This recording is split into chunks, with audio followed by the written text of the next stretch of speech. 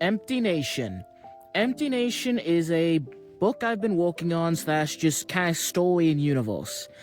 Now, Empty Nation is an alternate history, and a lot of it does happen during World War II, but I wouldn't consider it a World War II alternate history because it starts a little bit before World War I. Now, what happens in Empty Nation is Woodrow Wilson, the president before and during World War I, he's essentially gets kind of a buff in this world. He is actually competent. He's still an evil asshole. He's still a fan of the Klan. He's still a fan of eugenics. He's still a fan of segregation. He's still an elitist. He still has this moronic, just superiority complex, thinking that the United States is the only country in the entire world that is able to be peaceful, and the only country in the entire world that he essentially has this idea that, okay, we are like way above the Europeans because, we're not in these petty wars, even though, there was the war with Canada and Britain, and, there was the fucking Civil War, but just ignore that. So, what if he was actually competent? And what if he essentially started his own political party known as the American Peacekeeping Party? Now, the American Peace Party, for short, essentially grew like a cancer in the United States, eventually becoming the dominant party, surpassing both the Democrats and the Republicans. Woodrow Wilson would eventually, no longer be president, and other members of the American Peace Party would be elected as president. Now, this does affect the homeland United States, but doesn't really affect the rest of the world.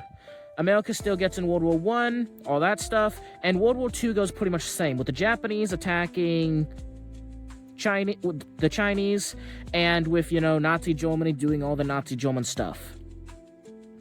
Lend-Lease also still happens in this timeline to help, ready America to join World War II. Now, when America eventually does join World War II, things still go fairly similar to how it went in, the actual timeline. Again, not too much stuff changed besides the American Peace Party becoming the main party. Now, what happened after World War II is pretty different. Have you ever heard of Project Unthinkable? Project Unthinkable was Winston Churchill's plan, and pretty much Winston Churchill wanted the United States to nuke every single major Russian city, and for the United States, Britain, and France to team up with all of the Nazi POWs and essentially invade and take over Russia. Now, the reason he wanted to both nuke and take over Russia is because he thought a massive war would eventually break out between the United States and Russia. He didn't know if the United States could win, and he sure as hell didn't want Britain essentially being a staging ground for the United States. He didn't want Britain being a punching bag. So he wanted to knock Russia out really quick. The thing is, though, America, in our timeline, told Britain to fuck off, rightfully so. Although, in this timeline, the American Peace Party says, sure, let's go. And so Nazi POWs are rearmed and re-equipped and sent against the Russians alongside the British soldiers. But after Russia is defeated, pretty much all of the British military is focused, against Russia. The Navy, the Army, the Air Force, everything. And a massive group of American soldiers are heading back early. Except they're not actually heading back early. They essentially, quote-unquote, going to Britain, just, going from France, just hopping to England so they can hop back to the U.S., quote-unquote. They essentially take over the country. With no military directly there to stop them, they straight up take over the country. And the British military surrenders due to the Americans holding their country hostage, and also essentially aiming nuclear weapons at the British military. Now, at this point, the United States says, enough. Everyone, no more fighting. You're going to allow our troops in your countries, and you are going to submit, or we will fucking nuke you. With the American Peace Party being fucking deranged, and no Soviet Union to act as a counterbalance, the United States is the only country with nuclear weapons, and is the undisputed world superpower. The United States was the world superpower during the Cold War, but Russia was there as a counterbalance. There was no counterbalance now. Every single person in the whole world who knows anything about radiation, nuclear physics, anything, is given essentially millions of dollars just to move to the United States. Not even to be a nuclear scientist, just to move to the United States so the U.S. government can keep an eye on them. Many of them, though, are coerced into becoming American nuclear scientists. And any who don't, or are suspected of, nuclear science but deny it, get executed. The United States, to help ensure global peace, holds the world at nuclear hostage. But over the decades, this goes from just holding the world hostage to prevent death, to prevent war, to the United States, quote-unquote, redistribution of resources. This essentially means they'll go up to a country like India and be like, hey, we will nuke you if you do not give us X amount of iron. Do you know something about Walmart? Walmart, if any of their stores start a union, they will just close the entire store and blacklist all the people there to make sure that never happens.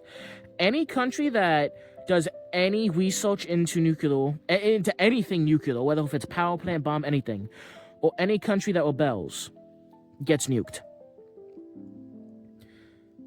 It is in a complete United States-dominated world. And the American people grow unfathomably rich under this world. But the American people also know how fucked up the world is, because there is essentially, if you want to be an American citizen, for women to actually be an American citizen, even if you're born in America, have to have children. And men have to serve in the military for X amount of years. And so people kind of know how fucked up the American government is and how evil the American government is. But also, if they rebel, like if an American citizen rebels, you're getting thrown in you're essentially getting sent to Super Guantanamo Bay. And on top of that, the people in this world, like the average citizen, the average American citizen, even though America at this point is a surveillance state, you are essentially given unfathomable wealth. Like, don't get me wrong, in the 1950s and even 60s, the American people had wealth, but the wealth never stopped. Like, mailmen in the 50s couldn't afford a house. Meanwhile, doctors today can barely afford a house. The thing is, though, even in, like, America essentially in real life got poorer and poorer as, the 50s, 60s, 70s. In this timeline, the people got richer. What is wealth on a fundamental level? Wealth on a fundamental level is how many resources do you have control over. The average super poor American in empty nation is what we would consider super rich. They're eating no GMO, just real meat every day. They're eating no pesticide fruit. They're eating all these things. Because if the United States wants fruit or wants bananas, for example, they'll go to Brazil and say, hey, bananas, this many tons by next year, and we want them consistently every year, or we will nuke one of your cities. They're going to give us the fucking bananas. And the American people know how fucked up that is. But they also don't want to go against their own government, and on top of that, they're rich. Americans don't build their own homes in this world. They simply contract that out to other people. Having it, let's say people from Mexico come over and build it. And yeah, it is a really fucked up world with a really, really corrupt, evil government, but people don't rebel because they're given unfathomable luxuries. And the people do serve in the militaries and do kind of get a little bit indoctrinated. But again, people are very wealthy in this timeline, or at least the Americans are. The rest of the world, with the exception of Japan and Germany, and of course Britain in this timeline, because Britain is just, a little American state. So Britain and Australia and Canada will essentially get voted in the United States. So when I say America, we're also referring to those countries. Same thing with New Zealand. Japan, though, is still an independent nation, but they're an American ally, and they're kind of doing the same thing that America's doing, but on a tinier scale. They're kind of like our henchmen. Now, the main story that would take place in this world kind of focuses on a faction known as the Dead Hand. The Dead Hand are originally essentially the Soviet Union remnants. In the 70s, some Soviet Union scientists who were hiding out in Siberia essentially tried to make an atomic weapon, and they attempted to smuggle it into the American capital, but they were stopped by Japanese law enforcement because they were trying to smuggle it into Alaska, and they got caught before even reaching American soil. They got caught nearby Korea. Also, in real life, have you ever heard of Unit 731? Unit 731 was a fucking diabolical, evil, just purely evil, horrifying unit. The reason we know so much about hypothermia is because they would just give hypothermia to people and then try to treat it. The reason we know humans are 70% water is because they would essentially smoke people alive, getting all the water content out, then weigh them before and after. And pretty much none of these men faced even a day in jail, no executions, no punishment in real life, because we gave them freedom in exchange for all their knowledge and information. In this world, though, the United States didn't just let them flee. They essentially kept the Japanese government somewhat in charge. They did form a new, Japanese government. Did I say Chinese a second ago? Apologies. They did form a new Japanese government, but they straight up just had Unit 731 stay in their position, still torturing and still experimenting on Chinese villagers. China in this world and Korea still continue to get really fucked over by Japan. Because Japan got smacked by the United States and then was told to, hey, keep doing what you're doing. This also means that a lot of head Nazi officials were able to worm their way back into the German government. Anyway, so Dead Hand was once an official, Russian organization, the remnants of the Soviet Union trying to fight back against the Americans. They were, unfortunately, for the most part at least, rooted out and destroyed. And so now Dead Hand is not an organization, it is an idea. It is essentially a bunch of different resistance groups all around the world identifying as Dead Hand, even though they're not interconnected. And they are essentially trying to rebel against this evil, tyrannical government. Although due to the fact that, a country will pretty much be told, hey, give us this resource or be nuked, this will mean that many countries essentially will vote to slave labor to meet the American quotas. For example, if, let's say, America goes to a country with a bunch of cocoa plantations and says, hey, we need this amount of chocolate or we're going to nuke you, they will say, okay, we'll do it, yes, sir.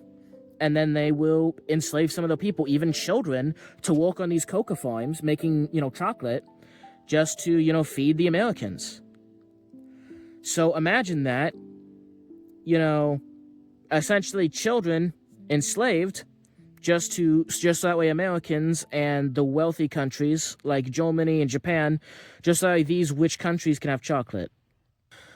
So yeah, this is the early, keep in mind, there's a lot of things that are going to happen in this world, a lot of different changes. This is still a pretty early version of my world, Empty Nation.